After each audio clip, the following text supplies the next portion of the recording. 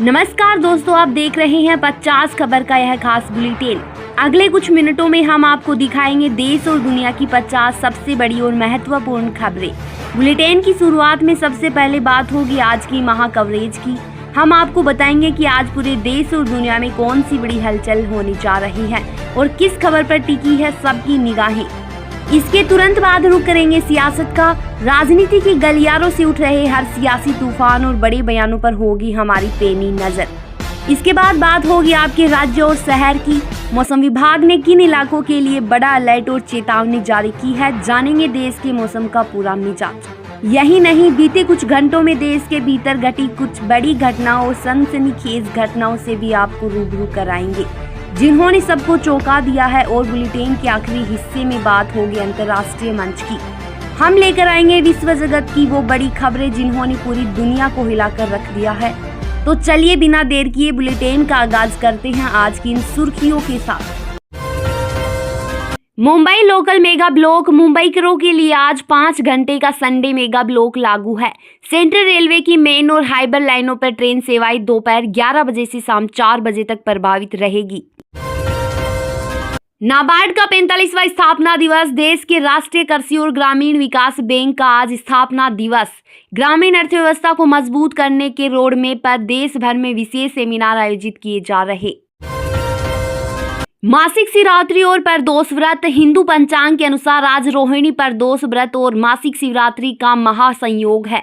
सुबह से ही देश भर के शिवालयों में भगवान शिव के जलाभिषेक के लिए भक्तों की भारी भीड़ उमड़ी है। MEH MBA CET counselling. Maharashtra के टॉप बिजनेस स्कूलों में एडमिशन के लिए MEH CET 2026 काउंसलिंग रजिस्ट्रेशन और कॉलेज चाइल्ड फील्डिंग सबमिट करने की आज अंतिम तारीख।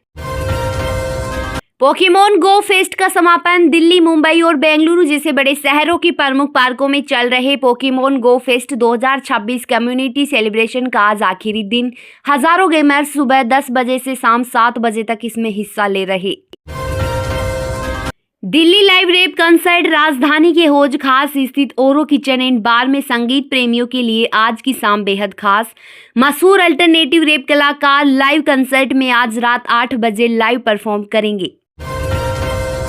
अंतर्राष्ट्रीय मलाला दिवस। बेटियों की शिक्षा और अधिकारों को समर्पित मलाला डे आज भारत सहित दुनिया भर में मनाया जा रहा। स्कूल और कॉलेजों में महिला सशक्तिकरण पर विशेष कार्यक्रमों का आयोजन।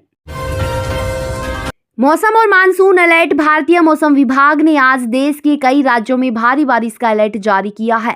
वीकेंड होने के कारण पहाड़ी इलाकों की यात्रा करने वाले पर्यटकों को अतिरिक्त सावधानी बरतने की सलाह दी गई।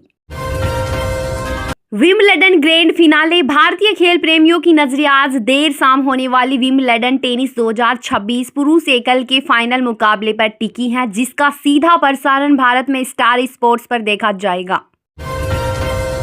FIFA world cup knockout. Football fans के लिए आज का दिन बेहद रोमांचक। फीफा वर्ल्ड कप 2026 की क्वार्टर फाइनल मुकाबले में इंग्लैंड और नॉर्वे के बीच हुए कड़े मैच के नतीजों की चर्चा आज सुबह से ही सोशल मीडिया पर सबसे ऊपर ट्रेंड कर रही। तो ये थी आज दिन भर की वो हलचलें जिन पर सबकी नजरें टिकी हैं।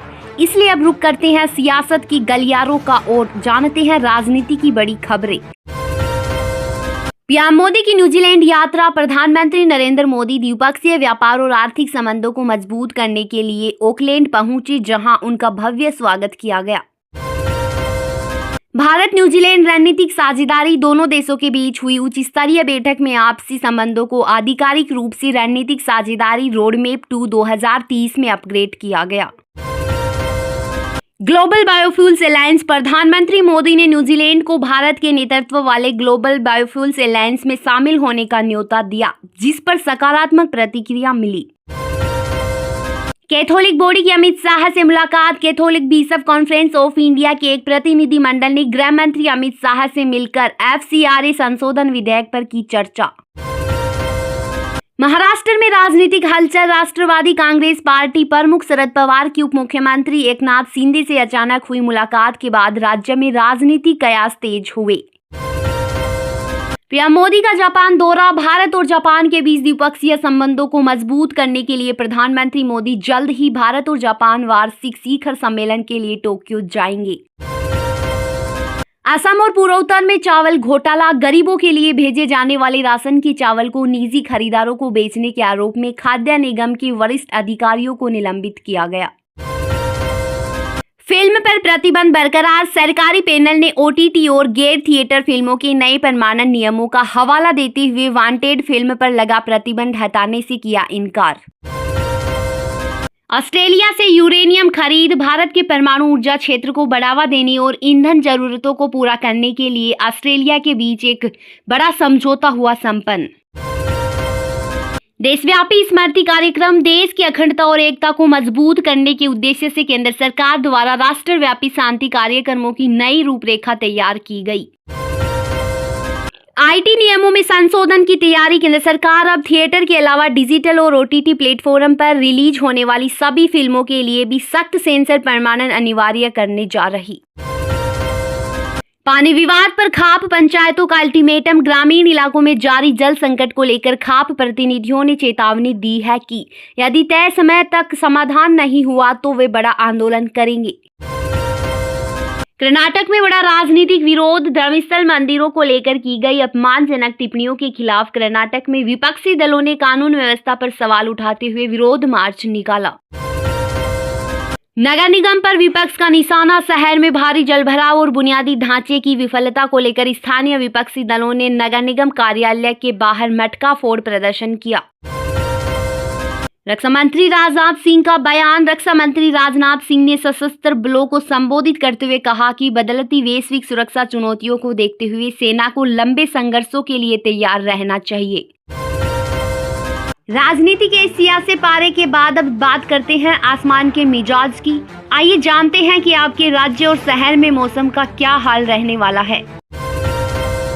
उत्तराखंड में भारी मानसून का कहर। उत्तराखंड के देहरादून और पहाड़ी इलाकों में भारी बारिश के कारण अलकनंदा और मंदाकिनी नदियां उफान पर और 100 से अधिक रास्ते भूस्खलन से बंद। हिमाचल प्रदेश के लिए ऑरेंज अलर्ट। मौसम विभाग ने शिमला, कुल्लू और कांगड़ा सहित कई जिलों में भारी बारिश और अचानक आने वाली बाढ़ की आशंका को देखते हुए ऑरेंज अलर्ट किया जारी।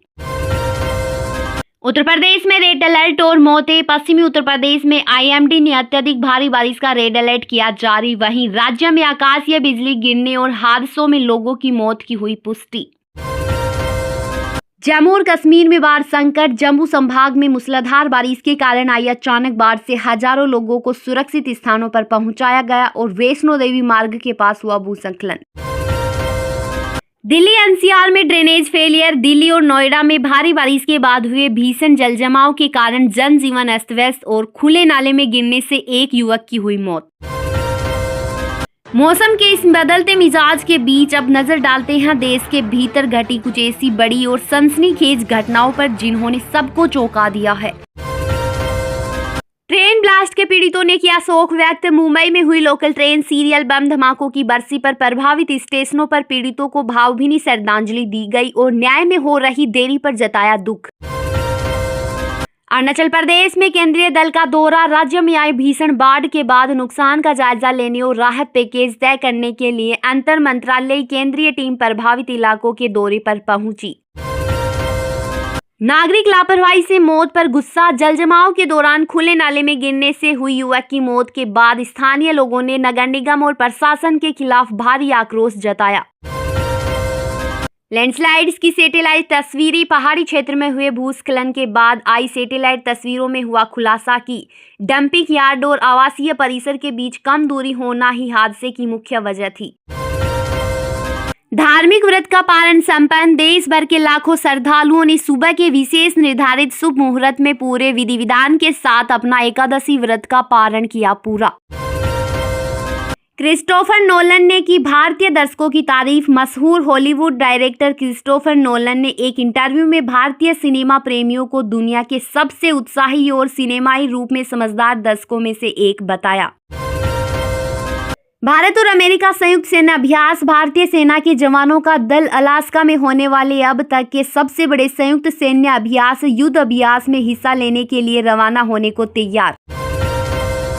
पर्यावरण अनुकूलन ईंधन की शुरुआत। देश में वाहनों के कार्बन उत्सर्जन को 30% तक कम करने और पर्यावरण अनुकूलन परिवहन को बढ़ावा देने के लिए इथेनॉल मिश्रित ईंधन को व्यावसायिक रूप से पेश किया गया।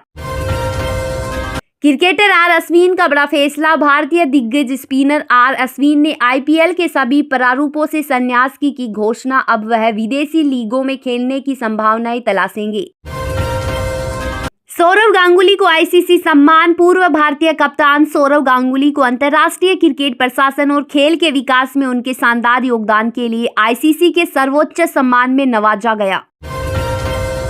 देश की इन मुख्य खबरों के बाद बुलेटिन के आखिरी हिस्से में अब रुख करते हैं अंतर्राष्ट्रीय मंच का। आइए जानते हैं विश्व जगत की वो बड़ी खबरें जिन्होंने पूरी दुनिया को हिलाकर रख दिया। डोनाल्ड ट्रंप और ईरान में तनाव। अमेरिकी राष्ट्रपति डोनाल्ड ट्रंप ने चेतावनी दी है कि यदि ईरान ने उन पर किसी भी तरह के हमले या हत्या की कोशिश की तो अमेरिका ईरान के 1000 मिसाइल ठिकानों को तबाह कर देगा। ईरान और यूएस युद्ध विराम समाप्त। खाड़ी क्षेत्र में अमेरिकी नौसेना और ईरानी गश्ती जहाजों द्वारा एक दूसरे पर दोबारा किए गए हमलों और गोलाबारी के बाद दोनों देशों के बीच अनौपचारिक युद्ध विराम समाप्त हुआ। भूकंप संकट में मौतों का आंकड़ा बढ़ा। विनाशकारी जुड़वा भूकंपों के बाद मलबे से शवों के निकालने का सिलसिला जारी, जिससे मृतकों का कुल आंकड़ा 4000 के पार। यूएई का क्रूड ऑयल उत्पादन रिकॉर्ड स्तर पर। ईरान संकट के कारण खाड़ी देशों में तेल आपूर्ति में आई बाधा को देखते हुए संयुक्त अरब अमीरात ने जून में रिकॉर्ड मात्रा में कच्चे तेल का किया उत्पादन।